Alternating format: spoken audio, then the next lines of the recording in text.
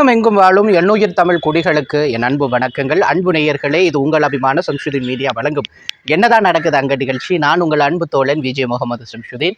இன்னைக்கு ஜனவரி 22, இந்தியாவிலே பல இடங்கள்ல இன்னைக்கு பார்த்தீங்கன்னா கோலாகலமாக கொண்டாடப்பட்டு வருகிறது. அயோத்தியில பாபர் மசூதி இடிக்கப்பட்டு அந்த இடத்துல கோவிலை கட்டி முடித்திருக்கிறார்கள். அதற்கான பிரதிஷ்டை பூஜை நடைபெறுகிறது. அதற்கு நாடெங்கும் பார்த்தீங்கன்னா பல முக்கிய தலைவர்கள், முக்கியமான நபர்கள் எல்லாம் வரவேற்கப்படுகிறார்கள்.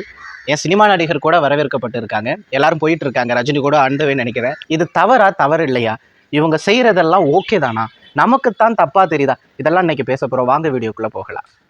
பொதுவாக எனக்கு ஒரு சின்ன விஷயம்தான், மனசுல பட்டதை நம்ம எடுத்து வெளியே சொல்லிடணும். முதலாவதாக, ஒரு கோவில் திறக்கப்படும் பொழுது மருத்துவமனை மூடணும், அரசாங்க அலுவலகங்கள் மூடணும், இன்னும் பொது சேவை மையங்கள் எல்லாம் மூடணும் அப்படின்னா என்ன இது கதைன்னு ஃபர்ஸ்ட் ஆஃப் ஆல் எனக்கு தெரியல. இப்போ ராமருக்கு கோவில் கட்டுறாங்க, சந்தோஷம். இடிச்சிட்டிங்க, அதற்கான ஆதாரங்களை சரியாக காட்டலை. நீதிமன்றத்தில் சொல்லப்பட்டது என்ன அப்படின்னு உங்களுக்கு எல்லாருக்குமே தெரியும். தொல்லியல் ஆய்வை கொடுத்து உச்ச நீதிமன்றம் கொடுத்த தீர்ப்பின் அடிப்படையில் கட்டப்பட்டதுன்னு காமெடி பண்ணிட்டு தெரியுறாங்க எல்லாருமே. நல்லா புரிஞ்சுக்கங்க, கொடுக்கப்பட்ட தொல்லியல் ஆய்வு எதிர்தரப்பு வழக்கறிஞர்கள் மூலம் வாதாடப்படும் பட்சத்தில் அதெல்லாம் தவிடுதத்தம் ஆயிடுச்சு. அதற்கு மேலே கேள்வி கேட்ட போது நீதிபதி நிறைவாக பேசி ஒரு தீர்ப்பை கொடுக்குறாரு. என்னான்னு கொடுக்குறாரு நீங்களே போய் பாருங்கள். இருந்தாலும் நான் ஒரு வாயில் சொல்லிடுறேனே, அதுக்கு தானே வந்திருக்கோம். என்ன சொல்லியிருக்காரு? அதாவது திருப்திகரமான தொல்லியல் ஆய்வு கிடைக்கப்படலை. இருந்தாலும் கூட எல்லாராலும் அங்கே தான் ராமர் பிறந்தார் அப்படிங்கிறத நம்பப்படுகிறது என்பதனால் நம்பிக்கையின் அடிப்படையில் தான் கொடுக்கப்படுறதா தான் அவங்க பார்த்தீங்கன்னா கோர்ட்டில் ஜட்ஜ்மெண்ட்டை எழுதுறாங்க. அப்போது நியாயப்படி, தர்மப்படி, சாட்சிப்படி அங்கே தீர்ப்பு கொடுக்கப்படலை. அங்கே தீர்ப்பு கொடுத்தது எதை வச்சு அப்படிங்கிறத கொஞ்சம் புரிஞ்சுக்கிட்டு, கொஞ்சம் தெரிஞ்சுக்கிட்டு அப்புறம் பேசலாம், தப்பு இல்லை. எதுவுமே புரியாமல் பேசுனா எப்படி? அதன் அடிப்படையில் தான் கட்டப்பட்டதுங்கிறாங்க. எங்க ஒன்றும் இல்லை, 1528 நினைக்கிற பாபர் அந்த மசூதியை கட்டுறார், சரிங்களா? 1850களுக்கு அடுத்து தான் இந்த பிரச்சனைகள் கொஞ்சம் விரிவடையுது. அதன் அடிப்படையில் 1949 நினைக்கிறேன், ராமருடைய சிலையும் சீதாவுடைய சிலையும் தொழுதுகிட்டு இருக்கிற இடத்துல கொண்டுட்டு போய் வைக்கிறாங்க. அங்கே தான் சர்ச்சையே வெடிக்குது. மறைமுகமாக ஒரு கும்பல் அங்கே படுத்து தூங்கிட்டு இருந்த பள்ளி உதவியாளரை, அதாவது பள்ளிவாசலுடைய உதவியாளரை அடித்து துரத்தி விட்டு அங்கே கொண்டுட்டு 2 சிலைகளை வச்சதாக ஒரு வழக்கு. சரி, ஓகே, எப்படியோ அங்கே 2 சிலை வந்துருச்சுங்க. அந்த சிலை வந்ததை அடுத்து 1959 நாங்கள் அங்கே வழிபட எங்களுக்கு உரிமை வேணும் அப்படின்னு ஆப்போசிட் தரப்புல இருந்து கேட்கப்படுது. இதை இஸ்லாமியர்கள் மறுக்கிறார்கள், மேல்முறையீடு செய்கிறார்கள். ஆனால் காங்கிரஸ் ஆட்சியில், ராஜீவ்காந்தியுடைய ஆட்சியிலே 86 நினைக்கிறேன், 1986லேயே இந்துக்களுக்கு அங்கு வணங்குவதற்கு அவங்களுக்கு ஒப்புதல் அளிக்கப்படுது. இதை அடுத்து 1989 நினைக்கிறேன், 89 அத்வானியுடைய தலைமையில் ஒரு மாநாடு நடக்குது. 1990 ரத யாத்திரை நடக்குது. இதனுடைய மிகப்பெரிய ஒரு பாய்ச்சல் தான் 1992 பாபர் மசூதி இடிக்கப்படுது. சரிங்களா? இத்தனை வருஷங்கள் கடந்து தான் இடிக்கப்படுது. இன்னைக்கு வரைக்கும் பார்த்தீங்கன்னா அப் டு டேட், இடிக்கப்பட்ட நாள்லேருந்து இன்னைக்கு பார்த்தீங்கன்னா 31 வருடங்கள் ஆயிடுச்சுன்னு நினைக்கிறேன், நிறைவடைஞ்சிருச்சு. இந்த 31 ஆண்டுகளும் நிலுவையில் தான் இந்த கேஸ் போயிட்டு இருந்தது. 1999 தான் அங்கே அடியில் கோவில் இருக்குங்கிறதையே சொல்கிறாங்க. அது வரைக்கும் இதை பற்றி எதுவுமே பேசப்படலை.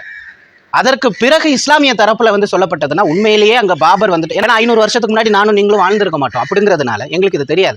உண்மையிலேயே அவர் அப்படி இடிச்சு கட்டினார்னா அது பள்ளிவாசலே கிடையாது, அதற்கும் இஸ்லாமியருக்கு சம்மந்தமே கிடையாது. நாங்கள் அதனை எதிர்த்து எந்த ஒரு கோரிக்கை மனுவும் கொடுக்க மாட்டோம். ஓகே, நடத்துங்க அப்படி இப்படின்னு பேசி முடிச்சுட்டாங்க. உடனே தொல்லியல் துறை சொல்லப்பட்டு சில கட்டிடங்கள் இருக்கு அப்படி இப்படின்னு ஒரு கான்செப்டை கொண்டுட்டு நின்னாங்க. அது ஏற்கும்படியானதாக அரசாங்க சட்டத்தில் இல்லை, சரிங்களா? நம்பிக்கையின் அடிப்படையில் தான் கோவில் கட்டுவதற்கு அனுமதி வழங்கப்பட்டு இருக்கு. That's all. நீங்கள் வேணும்னா சுப்ரீம் கோர்ட் ஜட்ஜையோ இல்லைனா அவர் எழுதின ஒரு ஜட்ஜ்மெண்ட்டையோ பார்த்து தெரிஞ்சுக்கலாம். அப்படி இருக்கு. எப்படியோங்க 500 ஆண்டு காலங்கிறாங்க. கிட்டத்தட்ட என்னை பொறுத்த வரைக்கும் ஒரு அரை நூற்றாண்டு காலமாக இதை வச்சே இங்கே சிலர் பிழைத்து கொண்டு இருக்காங்க. அவங்களுக்காகவாது தயவு செஞ்சு இந்த கோவிலை கட்டுங்க அப்படின்னு இஸ்லாமியர்களுடைய தரப்புலேருந்து பேசப்பட்டாங்க. ஏன்னா உத்து பார்ப்போமே, கோவிலும் ஆசிரமம் இதை தவிர்த்து மக்களாட்சி முறைப்படி நம்மளுடைய மக்கள் ஓட்டு போட்ட பாரத பிரதமர் திரு நரேந்திர மோடி அவர்களினுடைய தலைமையிலான பிஜேபி அரசாங்கம் என்ன நல்லதை செஞ்சிருச்சு? இந்த ஜிஎஸ்டி கொண்டுட்டு வந்தது, நீட்டை கொண்டுட்டு வந்தது, எல்லாமே சாதனையாகவே பேசிட்டு இருக்கு. ஆனால் இதெல்லாம் சாதனை இல்லையான்னு மக்களை கேட்கணும். சக மனிதர்கள் இதனால் பலன் பெற்றிருக்காங்களா? நோட்டெல்லாம் மாற்றினாங்க, பழைய நோட்டு செல்லாதுன்னு சொன்னாங்க. அதனால எத்தனை சிறு குறு வணிகர்கள் அழிஞ்சு போனாங்க, எத்தனை இந்த சுய தொழில் செஞ்சுட்டு இருக்கிறவங்களுடைய வாழ்க்கையெல்லாம் போச்சு. பழைய 1000 ரூபாய் 500 ரூபாய் நோட்டை மாத்தினதுக்கு பிறகு பாருங்கள் நாடு அங்க போகுது இங்க போகுதுன்னு சொன்னார் திரு நரேந்திர மோடி அவர்கள். ஆனா புதிய நோட்டை கொண்டு வந்ததற்கு பிறகு யாருக்கும் ஒன்றும் ஆகல. பணக்கார முதலாளிகளுக்கு எந்த பிரச்சனையும் இல்லாம சந்தோஷமா இருக்காங்க. அழிஞ்சு போனது ஏழைகள் தான். ஏழைகள் சுய தொழில் செஞ்சுட்டு இருந்தாங்கன்னா அதில் அழிஞ்சு போனாங்க. பல பேரோட உயிர் போச்சு ஆப்ரேஷன் இல்லாமல், பல பேருடைய கல்யாணம் போச்சு, சில பேருடைய பஸ் நைட்டே போச்சு. போய் பாருங்க, அன்னைக்கு பெரிய ரகலையே நடந்துச்சு. பொதுவாக நரேந்திர மோடி அவர்கள் அரசாங்கம் நடத்துவதை விட்டு விட்டு ஆசிரமம் நடத்திக்கிட்டு இருக்காரு. அவருக்கு இது புரியுதா புரியலையான்னு தெரியல. ஒரு சில பேர் வந்துட்டு விவாத அரங்கில் சொன்னது எனக்கு இப்போ ஞாபகம் வருது. கல்யாண மேடையாக இருந்தால் நான் தான் பொண்ணு மாப்பிள்ளையாக இருக்கணும், சாவு வீடாக இருந்தால் நான் தான் அங்கே பிணமாக இருக்கணும்னு ஒரு சில பேர் இருப்பாங்க இல்லையா. அது நம்மளுடைய மாண்புமிகு பிரதமர் நரேந்திர மோடி அவர்கள் தான் அப்படின்னு ஒரு சிலர் சொன்னாங்க. அது என்னால் இப்பொழுது தான் அதை பார்க்க முடியுது. ஏன்னா உண்மையிலேயே ஆகம முறைப்படி தான் ஒரு கோவிலை கட்டணும். முழுசாவே கட்டி முடிக்காத ஒரு கோவிலுக்கு குடமுழுக்கா? எனக்கு புரியவே இல்லையே. என்னங்க நீங்கள் வந்துட்டு பிரதிஷ்டை பூஜைங்கிறீங்க, என்னமோங்க குடமுழுக்க ஏதோ ஒரு காரணமாங்க. கோவிலே கட்டி முடிக்கப்படலை, இன்னும் ஒரு வருட காலம் வந்துட்டு அந்த பணிகள் துவக்கப்படும், இன்னும் ஒரு தளம் கட்டப்பட வேண்டியது இருக்குன்னு சொல்லப்படுது. அப்படி இருக்கும் பட்சத்தில் முழுமையாக முடியாத கோவிலுக்கு எதற்குங்க பிரதிஷ்டை பூஜை? எனக்கு புரியலையே. எதற்காக? யாருக்காக? இதை வைத்து அரசியல் ஆதாயம் பார்க்க முடியுமேங்கிறத தவிர்த்து வேற எந்த ஒரு உள்நோக்கமும் இந்த இடத்துல கிடையாது. சரி, ரைட்டு, சொன்னது தான் சொன்னீங்க. எதற்குங்க வந்துட்டு எய்ம்ஸ் மருத்துவமனைக்கெல்லாம் வந்துட்டு விடுமுறை கொடுக்குறீங்க? அந்த நேரத்தில் ஒரு சீரியஸான ஒரு கண்டிஷனில் யாராச்சும் வந்து அட்மிட் ஆகுறாங்க, திடீர்னு ஒரு பஸ்ஸோ ஒரு லாரியோ ஏதோ ஒரு இடத்துல கவுந்துருச்சு, ஒரு மாநாடோ ஏதோ ஒரு இடத்துல மக்கள் பாத யாத்திரையாக போயிட்டு இருக்காங்க, ஒரு ஆக்சிடென்ட் நடந்துருச்சு.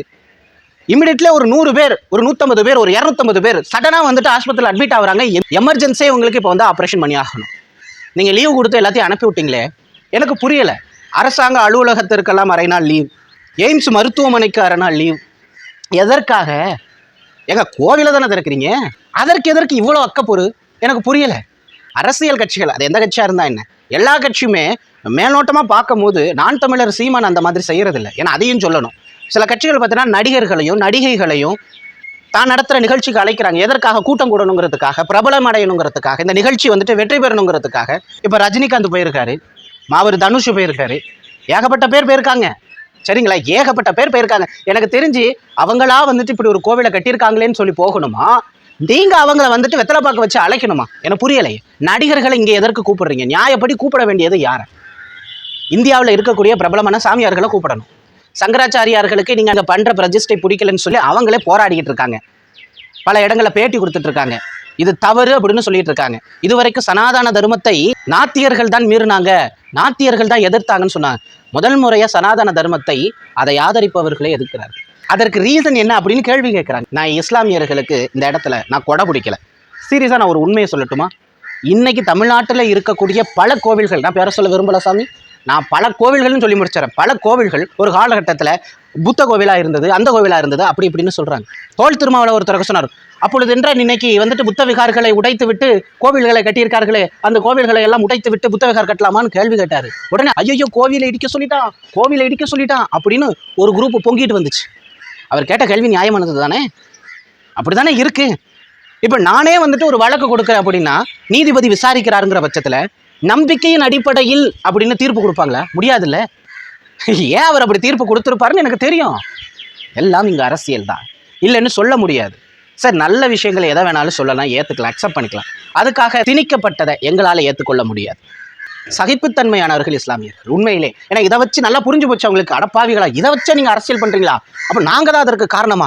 நீங்கள் அரசியல் பண்ணி ஆட்சி அமைச்சு வாழ்கிறதுக்கு நாங்களே ஒரு காரணம் ஆகிட்டோமே, நம்ம எதற்கு இனிமேல் அதற்கு வழி போகணும், விட்டுட்டு நகர்வோம் அப்படின்னு முடிவு பண்ணாங்க.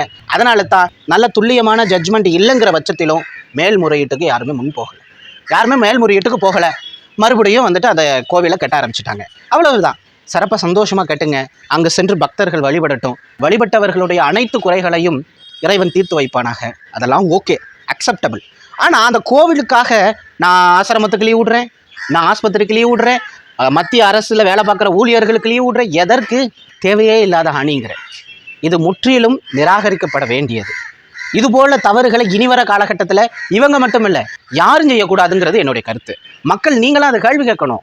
யார் கட்டினான்னு தெரியாத அளவிற்கு ஆண்டாண்டு காலமாகவே கட்டப்பட்ட கோவில்கள், பழமையான கோவில்கள், இந்து சாஸ்திர முறைப்படி கட்டப்பட்ட பல கோவில்கள் இங்கே இருக்குது. பெரும் பெரும் திருவிழாக்கள் எல்லாம் வருது, சாதாரணமாக நடக்குதுங்க, சாதாரணமாக நடக்குது. ஆனால் இந்து முன்னணி தலையிட்டு நடத்தக்கூடிய ஒரு சாதாரண விநாயகர் ஊர்வலத்திலிருந்து இது வரைக்கும் எல்லாத்துலேயுமே ஒரு பிரச்சனை தான், எல்லாத்துலேயுமே ஒரு சலசலப்பு தான். இல்லாமல் அவங்க எதையும் செய்யறதே இல்லைங்கிற ஒரு கொள்கையை அவங்க கடைபிடிச்சு வராங்களா? எனக்கு ஒரு விஷயம் புரியலையே. அந்த தினத்துல யாராச்சும் இறந்து போயிட்டா நீங்க என்ன பண்ணுவீங்க? எனக்கு புரியல. தேர்தல் வாக்குறுதியை தான் நீங்க நிறைவேற்றுறதில்ல. இன்னும் வேலை வாய்ப்பின்மை அதிகரிச்சு வர நிலையில அதற்கான எந்த ஒரு முன்னேற்பாடுகளும் செஞ்ச மாதிரி எனக்கு தெரியல. 2000 கோடிக்கு கோவில் கட்டுறீங்க, 3000 கோடிக்கு சிலை கட்டுறீங்க, எல்லாம் கட்டுறீங்களே. வாங்கின கடனுக்கு வட்டி கட்ட முடியாத எங்கள் விவசாயிகள் எத்தனையோ பேர் இந்த நாட்டில் இருக்காங்க. அவங்களுடைய வட்டியாவது அதிகபட்சம் 1 வருட கால வட்டியாவது தள்ளுபடி பண்றதுக்கு கூட உங்களுக்கு மனசு இல்லை. இன்னும் இங்க இருக்கக்கூடிய பல பணக்கார முதலைகளினுடைய கடனை நீங்க நிமிடத்துல தள்ளுபடி பண்ண முடியுது. ஆனா எங்க விவசாயிகளையும் அல்லனா எஜுகேஷனல் லோன் வாங்கிட்டு இன்னும் எஜுகேஷனல் லோனையும் கட்ட முடியாம, படிச்ச படிப்புக்கு வேலையும் கிடைக்காம, ஃபாரின்ல போய் பிச்சை எடுத்தாவது பிழைக்கலான்னு போனா, அங்க போய் கக்கூச கழுவியாச்சும் பிழைக்கலான்னு போனா அங்கேயும் வழி இல்லாம அல்லாடிக்கிட்டு இருக்கிற இளைஞர்களினுடைய எஜுகேஷனல் லோனை கூட தள்ளுபடி பண்ண முடியல உங்களுக்கு. ஆனா உங்களுக்கு அங்கெல்லாம் நிதி கிடைக்கல, இங்கதான் நிதி கிடைக்குதுன்னு தெரியல இதெல்லாம் கட்டுறதுக்கு. எனிவே சந்தோஷமா கட்டுங்க, தப்பே கிடையாது. நீங்க கட்டுங்க, உங்களுடைய விருப்பம். ஆனா அதை கொஞ்சமாச்சும் நியாயமா பண்ணுங்க. இப்படி கோயில் கட்டுறதுக்கு ஆஸ்பத்திரியான மூடுறேன்னு சொல்றீங்களே, உங்களுக்கு மனசாட்சிங்கிறது கொஞ்சமாச்சும் இருக்கா? அன்னைக்கு யாராவது இறந்து போயிட்டா என்ன ஆகுறது?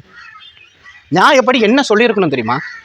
ஜனவரி 22 ராமர் கோவில் திறப்பை முன்னிட்டு இத்தனை ஏழைகளினுடைய கடனை தள்ளுபடி பண்றோம் சொல்லலாம், சந்தோஷமா இருக்கும். விவசாயிகள் லோனை தள்ளுபடி பண்றோம் சொல்லலாம், சந்தோஷமா இருக்கும். அதே மாதிரி கல்வி கடனை தள்ளுபடி பண்றோம் சொல்லுங்களேன். எத்தனையோ மருத்துவமனைகள்ல, அரசு மருத்துவமனைகளை தான் சொல்றேன், ஃபெசிலிட்டிஸ் இல்லை. பல ஸ்கூல்ல பெஞ்ச் இல்லை, டாய்லெட் வசதி இல்லை. நாங்களாம் அப்படி உட்கார்ந்து படிச்சு வளர்ந்தவங்க தான். அதெல்லாம் சீரமைக்கலாம். இந்த கோவில் திறப்பு விழாவை முன்னிட்டு அதற்கு நீங்க வந்துட்டு ஒரு திட்டத்தை வகுங்க. ஐயா, கோவிலா இருக்கட்டும், பள்ளிவாசலா இருக்கட்டும், சர்ச்சா இருக்கட்டும், இந்த 3ஐயும் நீங்க கட்டுங்க, கட்டாம போங்க. ஆனா அதிகமான ஆஸ்பத்திரி கட்டுங்க, கல்வி நிலையங்கள் கட்டுங்க. இன்னும் கல்வி நிலையங்கள்ல பல இடத்துல ஃபெசிலிட்டிஸ் இல்லை, அதை கொடுங்க. இதெல்லாம் செய்யுங்க. இப்போ கூட நாங்க தான் உங்களுக்கு எதிரியா தெரியும். ஏன்னா அதை வச்சுட்டாங்க அங்க அரசியல் உருட்டுறாங்க. நாங்க சொன்னா உங்களுக்கு அது புரியாது. நான் ஏதாவது பேசினா உனக்கு கோபம் வரும். கோபம் வர வச்சிருக்காங்க. எது நியாயம், எது தர்மம், எது நமக்கு தேவை, அதெல்லாம் இங்கே யாருக்குமே தெரியறதில்ல, தெரிய விட போகிறதும் இல்லை. கடைசி வரைக்கும் நம்ம இப்படியே கத்திக்கிட்டே இருக்க வேண்டியதான். கடைசி வரைக்கும் கமெண்ட் செக்ஷனில் இன்னும் 2-3 பேர் வருவாங்க பாருங்களேன். யார் யாரோ அரசியல் தலைவர்களுடைய பேரெல்லாம் போட்டு வாழ்க வாழ்க.